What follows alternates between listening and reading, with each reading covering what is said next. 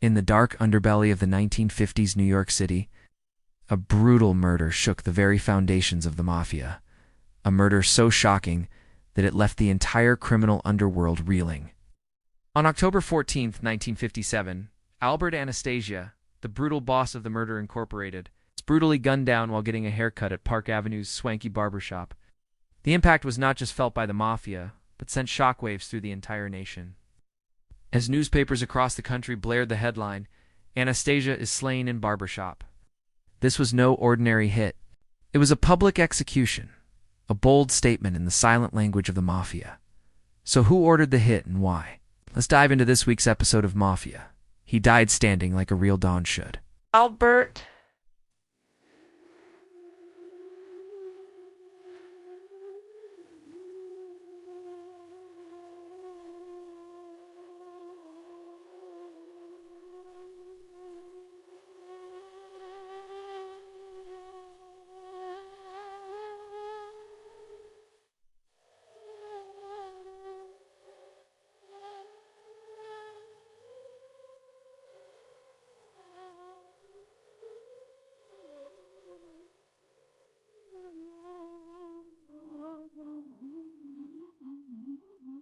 Due to his penchant for expensive suits and cigars, had clawed his way up from the bottom to become one of the most feared men in New York. Born in 1897, to poor Italian immigrant parents in Manhattan, Anastasia's childhood was a harsh lesson in survival. By the time he reached his teens, he was already a seasoned member of the street gang, the future of organized crime. He became an associate of the powerful Luciano crime family, working closely with the infamous Charles "Lucky" Luciano. When Luciano was sentenced to 50 years in prison for various charges, including prostitution and gambling, Anastasia stepped in, solidifying his position and taking over Luciano's vast criminal empire. Anastasia's rise to power was marked by blood, cementing his reputation as a ruthless killer. The nickname Lord Hi-Fi became a mocking reference to the bloodstains on his tailored suits and the blood-chilling screams of his victims. His reign of terror was not confined to the shadowy backrooms of the city's illegal gambling dens or the dimly lit corners of speakeasies. It seeped into the very fabric of society, influencing politics, business, and even the entertainment industry. During the golden age of Hollywood, Anastasia's influence extended as far as the silver screen. With connections to several studios, he had a direct line to the scripts of upcoming movies. This gave him the chance to predict how these films might portray mobsters, and adjust his own behavior accordingly.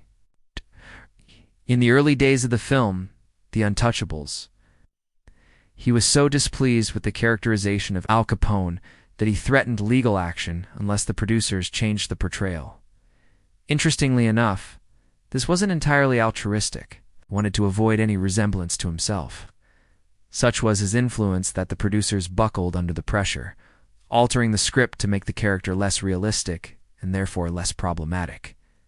However, Anastasia's growing influence did not come without its challenges. His ambitions were boundless, often putting him at odds with other established crime families. The simmering tensions finally boiled over when Anastasia ordered the murder of 3 members of the rival Genovese crime family, an act that shocked even the hardened criminals of the era. The Mafia code of conduct strictly prohibited killing other made men without the permission of their respective families. But Anastasia, emboldened by his power and fueled by a lust for dominance, had disregarded this sacred rule, plunging the entire criminal underworld into chaos. In response, the 5 New York crime families, Bonanno, Colombo, Gambino, Genovese, and Lucchese, convened a meeting at the notorious Apalachicola Conference in 1957 to discuss Anastasia's insolence. At this pivotal gathering, they decided to sever ties with Anastasia, stripping him of his coveted capo regime, a title that signified his leadership role within the Mafia hierarchy. This unprecedented move isolated Anastasia, turning him into a marked man. All 5 families agreed to participate in his demise, each contributing a hitman to carry out the sentence. But Anastasia, being the shrewd criminal that he was aware that he was in danger. He took solace in the luxurious confines of his Upper West Side brownstone, believing its intricate network of passageways and hidden rooms would protect him. However, little did he know that his demise was being planned in the very location he thought was his sanctuary. It was November 1957. A chilly autumn day that mirrored the icy grip of fear that was slowly tightening around Anastasia's heart. He had received anonymous phone calls, menacing messages that hinted at his impending doom. Each ring, each whispered threat resonated with the chilling finality of a death knell. And yet he persisted in his belief that his home was a fortress, a testament to his arrogance or perhaps a desperate attempt to cling to life. On that fateful day, two assassins, Joseph Barbera and Joseph Gallo, lay in wait inside Anastasia's house, camouflaged among the labyrinthine hallways, as if they were part of the very walls themselves. They were seasoned killers, men who understood the language of shadows and death. Their patience was a virtue honed in the fires of countless heists and murders, their presence a lurking menace boding ominously of the violence that was soon to unfold. As the afternoon wore on, Anastasia's confidence grew, almost to the point of recklessness. He strolled through the house, each step echoing in the cavernous halls as if mocking the impending danger around him, unaware that the hunters had become the hunted. He continued his daily routine, lighting expensive cigars, sipping fine whiskey, all the while believing he was safe within his own personal kingdom. Then came the fatal lapse in judgment, the moment that sealed his fate. Anastasia decided to venture out, perhaps to buy some supplies or maybe just to stretch his legs after being cooped up inside for days. It was a decision that betrayed his heightened state of paranoia, a need to break free from the suffocating grip of fear that had been steadily constricting his world. Little did he know that this seemingly mundane errand would be the last thing he would ever do. As he stepped outside, the assassins were ready. The trap had been sprung. It was a scene straight out of a gangster movie, except this was real life and the stakes were deadly serious. The assassins emerged from their hiding places, their faces grim, their eyes cold and hard. There was no time for explanations, no room for pleas. It was kill or be killed. And in this game, there was no second chance. Struggle ensued, a violent ballet of fists and gunfire that played out on the pavement in front of Anastasia's house. The air crackled with tension as the assassins and Anastasia grappled, each movement charged with the weight of life and death. It was a brutal display of power and desperation, of strength and fear, but it was all over in a matter of seconds. The assassins overpowered Anastasia, and in a chilling climax they shot him 6 times, riddling his body with bullets. It was a public execution, a spectacle designed to send a message of fear and respect throughout the criminal underworld.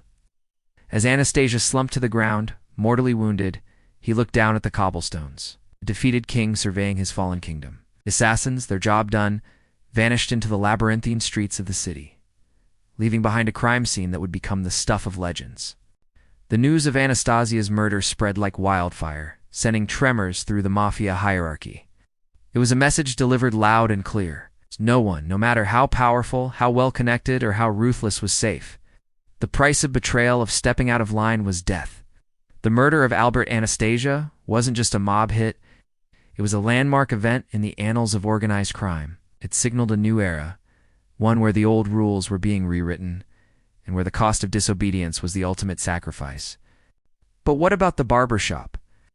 Why was Anastasia getting a haircut at a swanky Park Avenue barbershop when he knew he was a marked man?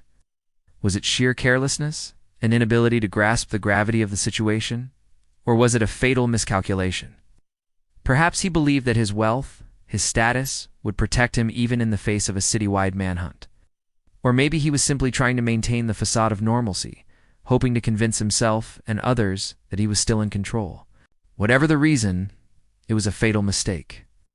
In the heart of that upscale barber shop, surrounded by the scent of expensive cologne and the soft murmur of conversation, Anastasia met his end. It was a place where socialites came to primp and polish, not to die. But that day, the rules were suspended, the boundaries blurred, and the Mafia found its way into the drawing rooms of the elite. In the end, Albert Anastasia's murder was a tragic fall from grace, the violent undoing of a man who had clawed his way to the top only to be brought down by his own ambition and arrogance. It was a reminder of the brutal realities of the Mafia world. A world where loyalty was a fleeting virtue, and where death was always lurking around the corner. So remember the name Albert Anastasia, the man who died standing like a real Don should. His story is a testament to the allure and the danger of the Mafia life. a cautionary tale of a man who dared to defy the odds and in doing so became a legend. Now it's time to hear from you. What did you think of this episode? Which character did you find the most fascinating? I'd share your thoughts below. And don't forget to subscribe for more gripping tales of the Mafia. Until next time, stay safe, and remember, in the world of the Mafia, trust is a luxury you cannot afford.